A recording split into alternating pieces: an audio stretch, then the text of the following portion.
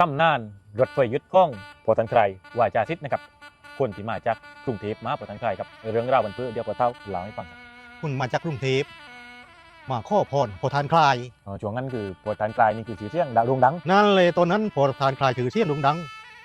ถ้าพูดไรโอมาเรียกก็ถือว่าดีเป็นมงคล ครับ ที่นี่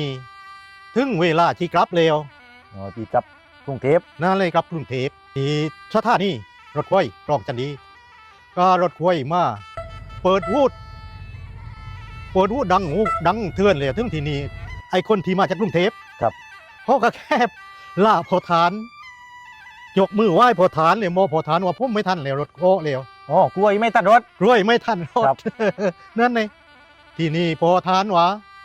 รถมันท่าอยู่ไปท่าวะ อ๋อ นั่นเลยมันเป็นมาพันนีที่นี่ไอคนที่มาจากกรุงเทพเขาก็แค่ขึ้นรถไป แต่มันเป็นไม่ใช่รถเขาเองนะครับไปถึงพ่อไปถึงรถกับพ่อยางขึ้นรถกับเคลื่อนโอ โอ้ เหมือนพอทานวายอ่ะพอดีจริง ว่ารถมันโร่นะ รออยู่กันเร็ว อืม รถมันรอถึงพอว่าอยู่สักนานคุณท่านเลมก็มาแล้ว